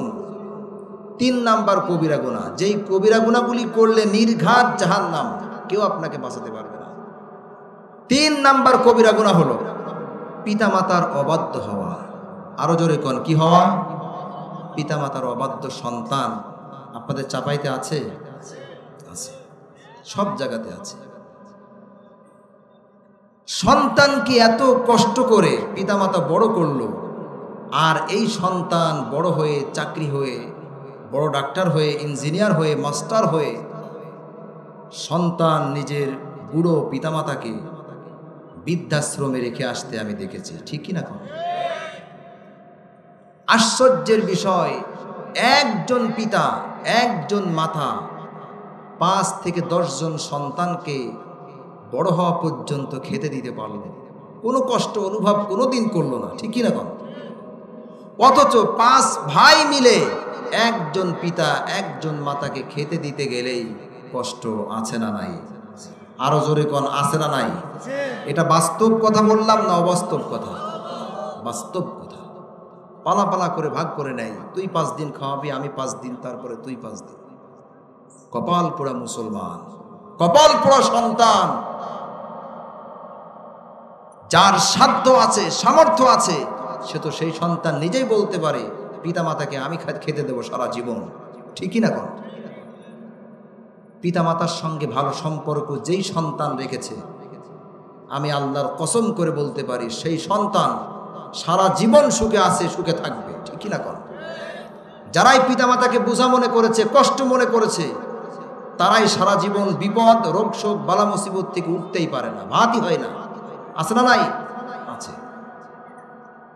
এজন্য আল্লাহ রাব্বুল আলামিন তিনি বলছেন পিতামাতার অবাধ্য হওয়া যাবে না। ওয়াকাদা রাব্বুকা আল্লা তা'বুদু ইল্লা ইয়্যাহু ওয়া বিল ওয়ালিদাইনি ইহসানা। তোমার আল্লাহ রাব্বুল আলামিনের পক্ষ থেকে ফয়সালা হয়ে গেছে, আমি আল্লাহ রাব্বুল আলামিনের ইবাদত করার পরেই তোমার পিতামাতার সঙ্গে সৎ ব্যবহার করবে, ভালো আচরণ করবে। ইম্মা ইয়াবলুগান্না ইনদাকাল কিবারা আহাদুহুমা আও কিলাহুমা ফালা তাকুল লাহুমা উফফিন ওয়ালা তানহারহুমা ওয়া কুল লাহুমা কাওলান কারীমা। চিৎকার দিয়ে বলুন আল্লাহু আকবার। আল্লাহ রাব্বুল আলামিন তিনি বলছেন এই পিতামাতার যে কোনো একজন অথবা উভয় যখন বার্ধক্যে উপনীত হয়ে যাবে, বার্ধক্যে পৌঁছে যাবে, বুড়া হয়ে যাবে, বয়সের ভারে বৃদ্ধ হয়ে যাবে, সেই সময় তাদের সামনে সম্মান সূচক কথা বলবে, চোখ মোটা করে মাথা ঝাঁকি দিয়ে শক্ত ভাষায় তাদেরকে কষ্ট দিয়ে কথা বলবে না। তাদের সামনে তুমি সন্তান শব্দটুকু কোনো সময় বের করবে না। এই নির্দেশটি কার? আরো জোরে কোন কার? আল্লাহ রাব্বুল আলামিনের। কেননা এই সন্তানকে বড় করার জন্য পিতামাতা কত কষ্ট করেছে। আমাদের জনম দুঃখিনী মা 10 মাস 10 দিন পেটে গর্ভে ধারণ করেছেন আমাদেরকে, কোনো কিছু খেতে পারে নাই, বমি বমি ভাব হয়েছে, সারাদিন পরিশ্রম করেছে, সংসারের কাজ করেছে। যখন সন্ধ্যার সময় একটু খেতে বসেছে, হঠাৎ পেটের মধ্যে সন্তান লাথি মেরেছে, গুতা মেরেছে। মা ভাত খেতে পারে নাই, ভাতের প্লেট সামনে সরিয়ে রেখে একবার উঠে দাঁড়িয়েছে, একবার বসেছে, আর চোখ দিয়ে পানি ঝেড়েছে। কিন্তু একটি দিনের জন্য মা বলে নাই আমার সন্তানের জন্য আমি কষ্টে আছি, ঠিক কিনা কর? এত কষ্ট করেছে এই পিতামাতা সন্তানদের জন্য। এই শীতের রজনীতে সারা রাত 10 থেকে 15 বার সন্তান প্রসব করে দিয়েছে, বারবার কাপড় চেঞ্জ করে দিয়েছে, বারবার কাপড় চেঞ্জ করে দিয়েছে। আবার দেখা গেছে বারবার ঘরে লাইট দেওয়ার কারণে পিতার ঘুম ভেঙে যায়, ঘুমের ব্যাঘাত ঘটে। বাবা কয়েকবার মাকে ধমকও দিয়েছে, ওই সন্তান বাইরে ফেলে দিয়ে আসো, দরকার নাই, ঠিক কিনা কোন? কিন্তু জনম দুঃখিনী মা একটি দিনের জন্য আমাদের উপরে রাগান্বিত হলেন না, দুঃখ প্রকাশ করলেন না, সন্তানকে আঘাত করলেন না। কাপড় চেঞ্জ করে দিয়ে সন্তানের মুখে চুমা দিয়া নতুন কাপড় পেতে দিয়ে সন্তানকে ঘুমানোর ব্যবস্থা করেছে। সারা রাত নিজে না ঘুমিয়ে সন্তানের জন্য এত কষ্ট করল। সর্বশেষ যখন আর সন্তানের জন্য কোনো কাপড় নাই চেঞ্জ করার জন্য, সন্তান যখন প্রসব করে দিল, এই সন্তানের পোশাক পরিষ্কার করার জন্য, নতুন কাপড় দেওয়ার জন্য যখন আর কোনো পোশাক নাই, এখন এই মুহূর্তে যদি সন্তান সারা রাত যদি প্রসবের উপরে ঘুমিয়ে থাকে, সন্তানের ঠান্ডা লাগবে, নিউমোনিয়া হবে, অসুস্থ হয়ে যাবে সন্তান, কাশি হতে পারে, ঠিক কিনা কন? এই ভেবে সন্তানকে নিজের বুকের উপরে সারা রাত রেখে নিজে না ঘুমিয়ে সন্তানদেরকে ঘুমানোর ব্যবস্থা করেছে। আমাদের জনম দুঃখিনী মা পিতামাতা হলো সন্তানদের জন্য পৃথিবীতে সবচাইতে বড় নিয়ামত। এই বড় নিয়ামতকে যারা হারিয়ে ফেলেছেন তারা হয়তো কম বেশি অনুভব করতে পাচ্ছেন, ঠিক কিনা কন? ওগো মা, তুমি এই ধরনের শ্রেষ্ঠ নিয়ামত, তোমারই পদ তলে রয়েছে জান্নাত। ওগো মা, তুমি এই ধরনের শ্রেষ্ঠ নিয়ামত, তোমারই পদ তলে রয়েছে জান্নাত। এই পৃথিবী থাকতো গো ফুল ফাঁকিহীন, এই পৃথিবী থাকতো গো মায়া মোহহীন, যদি না পেত মায়ের, যদি না পেত মায়ের মায়ারি হাত, যদি না পেত মায়ের মায়ারি হাত। ও গো মা, তুমি এই ধরনের শ্রেষ্ঠ নিয়ামত, তোমারই পদ তলে রয়েছে জান্নাত। চিৎকার দিয়ে বলুন মারহাবা। আল্লাহ রাব্বুল আলামিন অন্যত্র তিনি বলছেন পিতামাতা সম্পর্কে, ওয়াসাইনাল ইনসানা বিওয়ালিদাইহি হামালাতুহু উম্মুহু ওয়াহানান আলা ওয়াহনিন وفصاله في عامين أن اشكر لي ولوالديك। আল্লাহ রাব্বুল আলামিন তিনি বলছেন, আমি অর্ডার দিয়েছি, নির্দেশ দিয়েছি তামাম পৃথিবীর সমস্ত মানুষদেরকে, তারা যেন তাদের পিতামাতাকে খেদমত করে, ইহসান করে, সম্মান করে, ঠিক কিনা কন? এই কথাটি কার? আরো জোরে বলেন কার? আল্লাহ রাব্বুল আলামিন। আল্লাহ রাব্বুল আলামিন তিনি বলছেন, হামালাতুহু উম্মুহু ওয়াহানান আলা ওয়াহনিন ওয়া ফিসালুহু ফি আমাইনি আনিশকুর লি ওয়া লিওয়ালিদাইক। এই পিতা, এই মাতা তোমাকে কষ্টের পর কষ্ট সহ্য করে গর্ভে ধারণ করেছেন, 2 বছর দুধ পান করায়ছেন। আমাদের জনম দুঃখিনী মা কয় বছর দুধ পান করায়ছেন? 2 বছর দুধ পান করিয়েছেন। এখন সন্তান যদি মনে করে মায়ের দুধের হক আমি আদায় করে ফেলব, সারা জীবন যদি পিতামাতার পা ধরে যদি সন্তান কাঁদতে থাকে, সারা জীবন যদি পিতামাতাকে খেতে দেয়, আদর করে, যত্ন করে, হাদিয়া দেয়, তারপরেও পিতামাতার হক আদায় করা কোনো সন্তানের পক্ষে সম্ভব নয়। শুধু তাই নয়, আমাদের জনম দুঃখিনী মা যে আমাদেরকে দুধ পান করিয়েছেন, সারা জীবনের দুধ দরকার নাই, 1 ফোঁটা দুধের হক আদায় করার জন্য কোনো সন্তান যদি তার নিজের গায়ের তাজা চামড়া দিয়ে যদি জনম দুঃখিনী মায়ের জন্য 1 জোড়া জুতা বানিয়ে দেয়, তারপরেও আমাদের জনম দুঃখিনী মা আমাদের জন্য যে কষ্ট করেছেন, দুধ পান করিয়েছেন, 1 ফোঁটা দুধের হক আদায় করা সম্ভব নয়। মায়ের 1 ধার দুধের দাম কাটিয়া গায়ের চাম, মায়ের এক ধার দুধের দাম, মায়ের এক ধার দুধের দাম, কাটিয়া গায়ের চাম, পাপোশ বানাইলেও ঋণের শোধ হবে না। এমন দরদি হবে কেউ হবে না আমার মা গো, এমন দরদি হবে কেউ হবে না আমার মা গো। চিৎকার দিয়ে বলুন মারহাবা। এমন জনম দুঃখিনী মায়ের এক ফোঁটা দুধের হক আদায় করা পৃথিবীর কোন সন্তানের পক্ষে সম্ভব নয়। কি নিয়ামত আমরা পেয়েছি পিতামাতা। পিতামাতার সঙ্গে দুর্ব্যবহার করেছেন, হাত পা ধরে মাপ চেয়ে নেবেন। পিতামাতার কাছে যে দোয়া চাবেন, আল্লাহ রাব্বুল আলামিন পিতামাতার দোয়া সন্তানের জন্য 100% কবুল করে নেবেন। সুবহানাল্লাহ। আমাদের দোয়া কবুল হতেও পারে, নাও হতে পারে, 50-50, ঠিকই না বল? কিন্তু কোনো পিতামাতা যদি সন্তানের জন্য দোয়া করে, মিসাইলের আঘাত, লক্ষ্য, টার্গেট মিস হতে পারে, কিন্তু পিতামাতার দোয়া সন্তানের জন্য কোনোদিন মিস হবে না। সুবহানাল্লাহ। পিতামাতা হলো আমাদের জন্য জান্নাত, পিতামাতা হলো আমাদের জন্য জাহান্নাম। হুমা জান্নাতুকা ওয়া নারুকা, পিতামাতা তোমার জান্নাত, পিতামাতা তোমার জাহান্নাম। এখন এই পিতামাতা যদি কোনো সন্তানের জন্য বদদুয়া করে, তারপরে সঙ্গে সঙ্গে বদদুয়া মঞ্জুর হয়ে যাবে। আবার যদি কোনো পিতামাতা সন্তানের জন্য যদি দোয়া করে, সঙ্গে সঙ্গে তাও মঞ্জুর হয়ে যাবে। সুবহানাল্লাহ।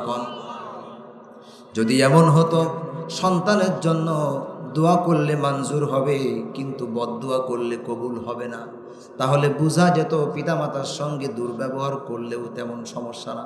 ঠিক কিনা কন? দোয়া করলেও মঞ্জুর, বদদুয়া করলেও মঞ্জুর। একটা মাত্র দৃষ্টান্ত আপনাদের সামনে উপস্থাপন করতে চাই। বনি ইসরাইলের একজন যুবক, নাম তার জুরাইজ। নাম কি? আরো জোরে, নাম কি? জুরাইজ। এখন এই জুরাইজ আল্লাহর ওলি যুবক মানুষ, পাহাড়ের উপরে সুন্দর করে একটি মসজিদ নির্মাণ করেছেন, সুন্দর একটি খানকা নির্মাণ করেছেন। সারাদিন যুবক জুরাইজ আল্লাহর ওলি ধ্যানে মগ্ন থাকে, নামাজের মধ্যে থাকে, জিকির আজগারের মধ্যে থাকে, আল্লাহর প্রিয় বান্দা। এখন একদিন জুরাইজ নামাজের মধ্যে আছে, মসজিদের মধ্যে নফল নামাজ আদায় করছেন। এমন সময় জুরাইজের মা এসে জালনার ফাঁক দিয়ে বলছেন, জুরাইজ কিছু কথা বলতাম, শোনো। জুরাইজ নামাজের মধ্য থেকে মায়ের কণ্ঠ শুনলেন খানকার পাশ থেকে। জুরাইজ মনে মনে ভাবলো, মা আমাকে ডাকলো, আর আমি তো এখন নামাজের মধ্যে দাঁড়িয়ে, আমার নামাজ আগে না মায়ের ডাক আগে। জুরাইজ মনে মনে ভাবলো, মায়ের ডাকের সাড়া দেওয়ার চাইতে নামাজ পড়া, নফল নামাজ পড়া আমার জন্য উত্তম। মায়ের ডাকে সাড়া দিল না, নামাজ পড়তে শুরু করলো।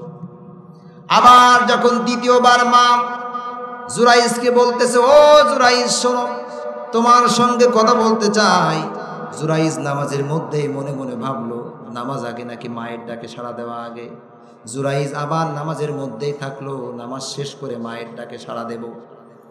তিনবার যখন আবার মা ডাকছে, ও জুরাইজ শোনো, তিনবার সন্তান জুরাইজ মায়ের ডাকে সাড়া দিলেন না, নামাজ শেষ করলেন।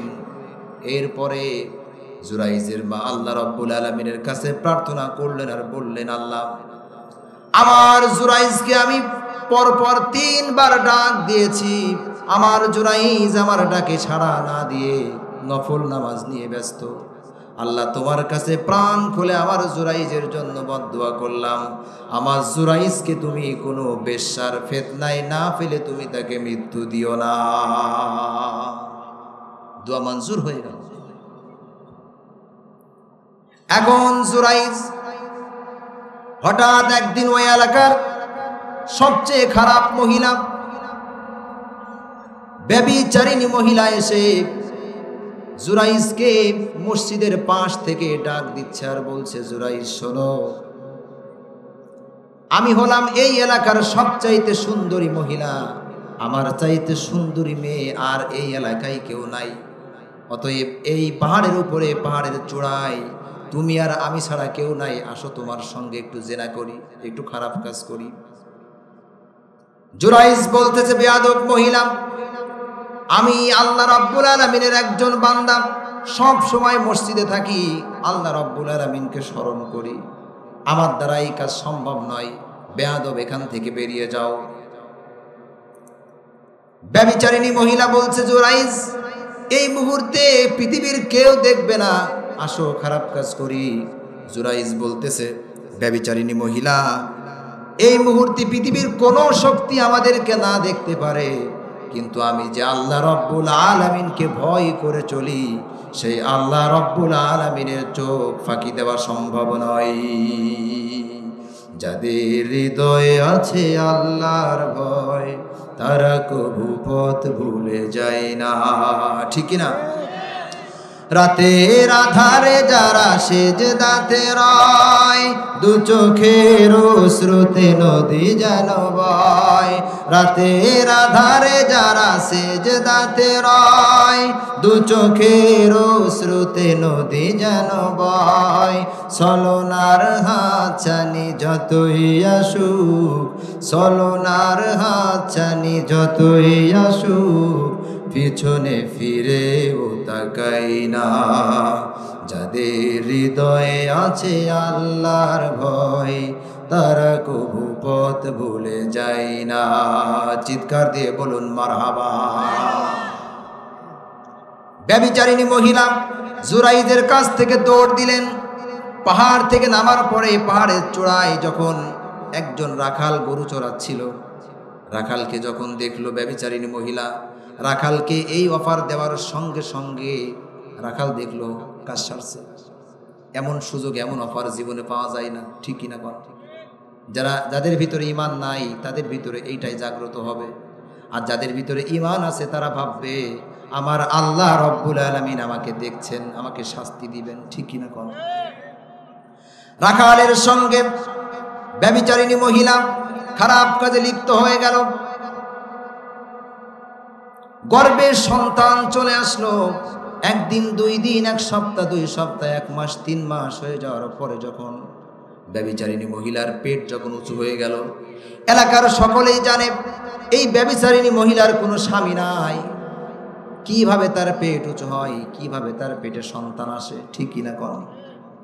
এলাকার জনগণ ব্যভিচারিণী মহিলাকে ধরলো আর বলল, সত্য কথা বলবা, তোমার তো কোনো স্বামী নাই, তোমার পেটে সন্তান কেমনে আসলো বলো? ব্যভিচারিণী মহিলা বলছে, ওই পাহাড়ের চূড়ায় যে জুরাইজ নামে একজন আল্লাহর ওলি থাকে, হুজুর থাকে, ওই আল্লাহর ওলি হলো এই সন্তানের পিতা। জোরে কন্যা আউযুবিল্লাহ। ফিতনায় সন্তান পড়ছে, আরো জোরে কন, সন্তান ব্যভিচারিণী ফিতনায় পড়ছে। ব্যভিচারিণী মহিলার ফিতনায় পড়ছে কিনা? পড়ছে। কার দোয়া এটা? মায়ের দোয়া। এখন এলাকার জনগণ আল্লাহর ওলি জুরাইজকে ডাক দিল। জুরাইজ খানকার মধ্যে নামাজ আদায় করছে। জুরাইজকে কলার চেপে ধরলো আর বলল, এদিকে আসো। সারা দিন সুন্দর টুপি আর পাঞ্জাবি পরে মানুষদেরকে দেখাও তুমি ভালো মানুষ, আর রাত হলে এইভাবে আকাম করো। জুরাইজকে আঘাত করলো প্রচন্ড। দেশের জনগণ, এলাকার জনগণ মসজিদটাকে ভেঙ্গে টুকরো টুকরো করে দিল। জুরাইজকে বিচার করা হবে, ফাঁসির কাস্টে ঝুলানো হবে। এমন সময় জুরাইজ বলছে, ভাই আমাকে কিসের জন্য আঘাত করো, অন্তত এতটুকু বলো। জনগণ বলতেছে, তোরে কিসের জন্য আঘাত করি তুই কি জানিস না?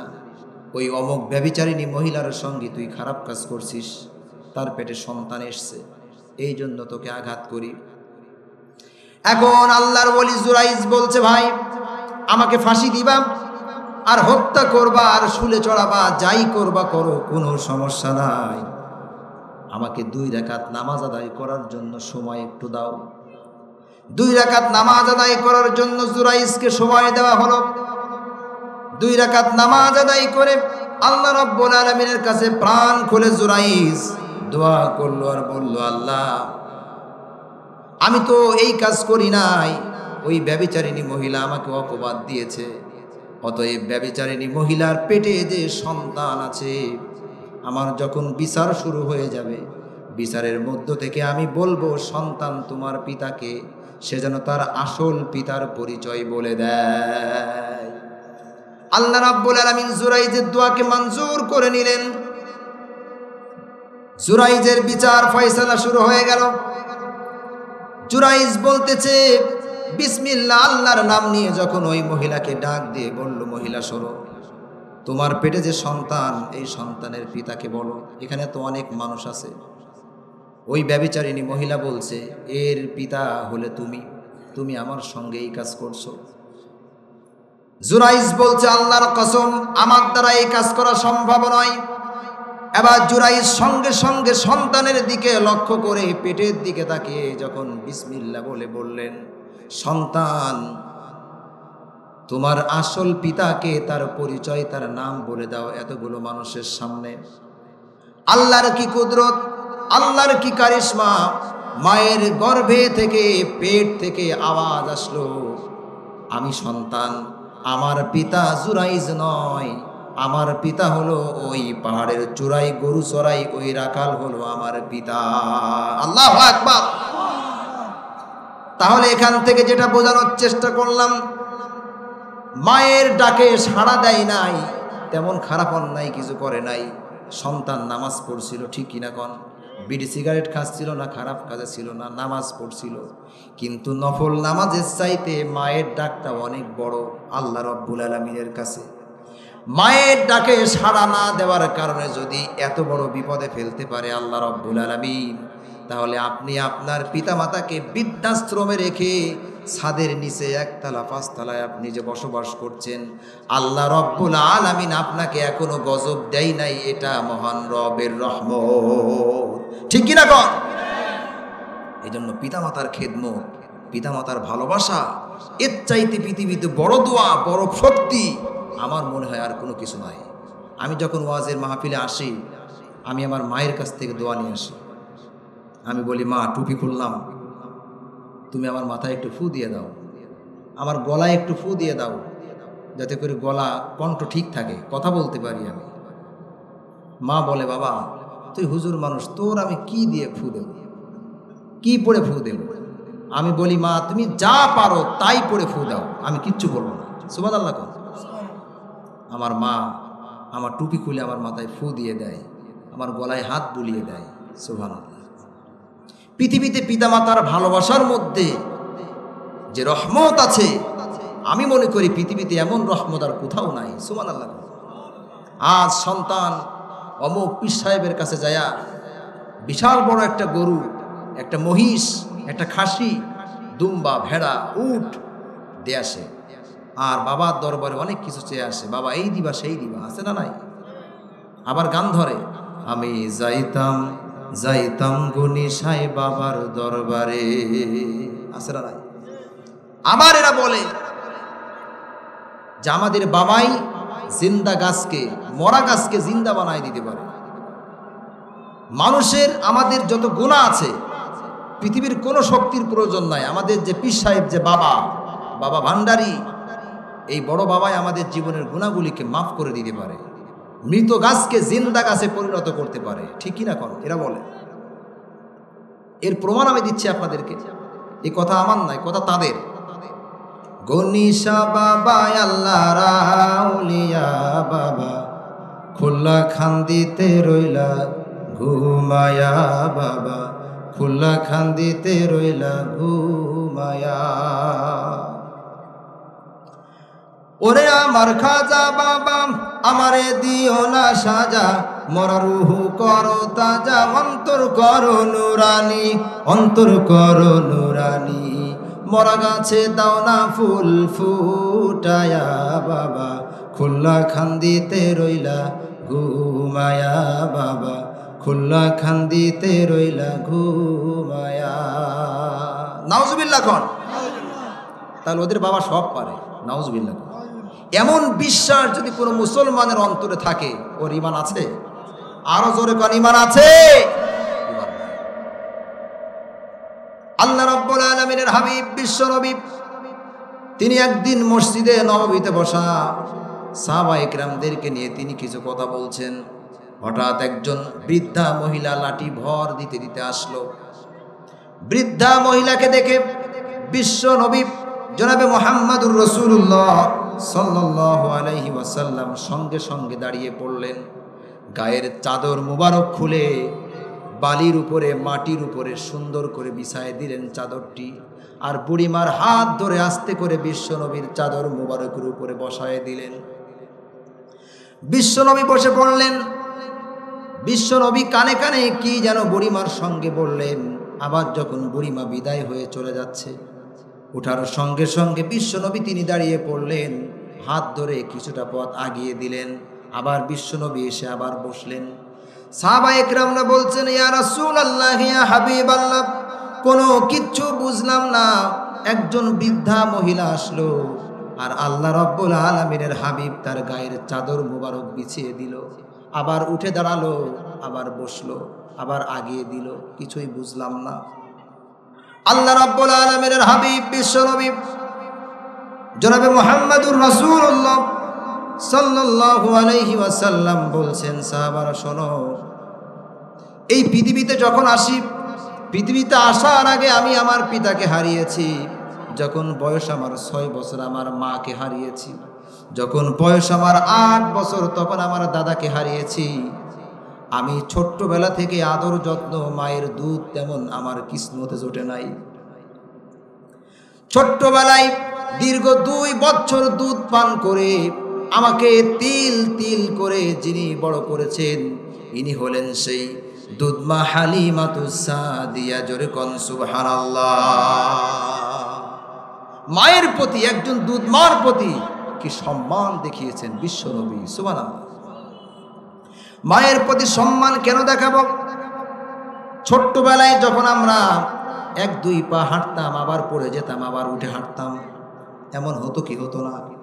কথা বলতে পারতাম কি পারতাম না, কি বলতাম কিছুই জানি না। সেই সময় সর্বপ্রথম আমাদের মুখের ভাষা, আমাদের বুলি যিনি শিখিয়েছেন তিনি হলেন আমাদের মা, ঠিক কিনা কন?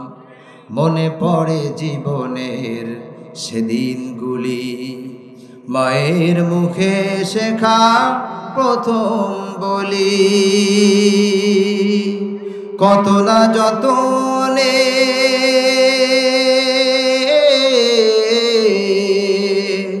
কত না যতনে তোমারি আঁচলে রেখেছো আমায় ঢেকে মাগো, সুন্দর পৃথিবীতে মাগো তুমি যে অনন্য। চিৎকার দিয়ে বলুন মারহাবা।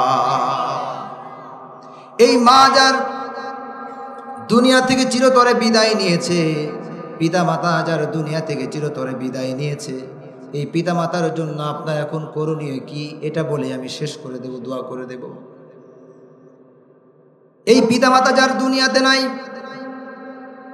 পিতা মাতার জন্য 2 রাকাত নফল নামাজ আদায় করে, একটু দান সদকা করে, পিতা বয়সী যারা আছে, চাচা বয়সী যারা আছে তাদেরকে সম্মান করবেন। মা বয়সী যে সমস্ত চাচিরা আছে তাদেরকে মায়ের মতো দেখবেন, সম্মান করবেন, তাদের হাতে হাদিয়া দিবেন, টাকা দিবেন। আল্লাহ রাব্বুল আলামিন আপনার প্রতি খুশি হয়ে যাবে। জোরে কোন সুবহানাল্লাহ। মায়ের নাম করে দান সদকা করবেন, পিতার নামে দান সদকা করবেন। আর এই পিতামাতা যার দুনিয়া থেকে মারা গেছে, ফজরের নামাজ আদায় করার পরে কবরের পাশে দাঁড়ায়া আপনি সন্তান সূরা ফাতিহা, সূরা ইখলাস, সূরা ইয়াসিন যা কিছু পারেন পড়বেন, তেলাওয়াত করবেন কবরের পাশে দাঁড়িয়ে। আর আল্লাহ রাব্বুল আলামিনের কাছে প্রাণ খুলে দুহাত তুলে দোয়া করবেন আর বলবেন, রব্বির হামহুমা কামা রব্বায়ানি সগীরা। সকলেই বলুন, রব্বির হামহুমা কামা রব্বায়ানি সগীরা। আল্লাহ তাআলা ছোট্টবেলায় আমাদের এই পিতা মাতা, জনম দুঃখিনী মা আমাদেরকে যেইভাবে তার স্নেহের কোলে তিল তিল করে বড় করেছে, ভালোবেসেছে, মহাব্বত করেছে। আমার জনম দুঃখিনী মা বাবা আজকে পৃথিবীতে নাই, তোমার কাছে চলে গেছে, গহীন অন্ধকার কবরে চলে গেছে। তোমার কাছে ফরিয়াদ জানাই, আমাদের এই পিতা মাতাকে তুমি তোমার কুদরতি স্নেহের হাত দ্বারা আমার পিতা মাতাকে তুমি লালন পালন করো। সুবহানাল্লাহ। সন্তানের জন্য এই দায়িত্ব। কোনো সন্তান যদি পিতামাতার জন্য দোয়া করে আল্লাহ রাব্বুল আলামিন কবুল করে নেন, ঠিক কি না কোন? এই জন্য আসুন, আজকে যে বলছিলাম 5টি কবিরা গুনাহ মনে আছে? 1 নাম্বার কি? নামাজ। 2 নাম্বার জুলুম করা। 3 নাম্বার পিতামাতার অবাধ্য হওয়া। পিতামাতা আপনাকে বলেছে বাবা মোটরসাইকেল জোরে চালাবা না, এটা আপনাকে মেনে নিতে হবে। মনে করবেন মোটরসাইকেল জোরে চালানোটাই আপনার জন্য বিপজ্জনক হয়ে যেতে পারে, ঠিকই না? তারপরে পিতামাতা বলছে আপনাকে বাবা নামাজ পড়বা, নামাজ পড়ছেন না, 1 গুনাহ। আর পিতামাতার অবাধ্য হচ্ছেন, তার কথা মানতেছেন না, এটা আরেকটা গুনাহ, ঠিকই না? এই জন্য পিতামাতা যা আমাদেরকে বলে এটা শুনতে হবে। আল্লাহর পরেই যাদের স্থান আল্লাহ তাআলা দিয়েছেন, সুবহানাল্লাহ কোন। তাহলে 3 নাম্বার বললাম পিতামাতার অবাধ্য হওয়া যাবে না, নির্ঘাত আপনাকে জাহান্নামে যেতে হবে। পিতামাতার অবাধ্য হবেন, হজ করবেন, যাকাত দিবেন, গরিব এতিম অসহায়দেরকে ভালোবাসবেন, আর বলবেন আল্লাহর জান্নাত আমার জন্য ওয়াজিব। এত সহজ নয়। পিতামাতা অসন্তুষ্ট থাকলে আপনার কোনো আমল কবুল হবে না, ঠিক কি না? এই জন্য 3 নাম্বার জুলুম হলো পিতামাতার অবাধ্য। 4 নাম্বার হলো আল্লাহ রাব্বুল আলামিনের সাথে শিরক করা। কি করা? শিরক করা। আমি এগুলো বলছি না। 5 নাম্বার হলো কোনো মানুষের নিয়ে সমালোচনা করা, গীবত করা। দেখবেন আগামীকাল সকালে শুরু হয়ে যাবে। কালকে ওয়াজ কেমন হয়েছিল? যারা এখানে আসে নাই, বাইরে ওয়াজ হয়েছে নাকি? আমি তো বাসাতে শুনতেই পারি নাই, কখন ওয়াজ হলো? আছে না নাই? আবার বিভিন্ন জন বিভিন্ন অপবাদ দিবে। ওয়াজ বলে কোনো কিছু কালকে হয় নাই, কালকে রাজনীতি হয়েছে। আছে না নাই? আছে। অমুকের মেয়ে এই করেছে, অমুকের ছেলে এই করেছে। নিজের বাসায় কি হচ্ছে এর কোনো খবর নাই। এমন মানুষ আছে না নাই? অতএব মানুষকে নিয়ে সমালোচনা করা যাবে না। এটা কি গুনাহ? কবিরা গুনাহ। কবিরা গুনাহ করলে কোথায় যাবেন?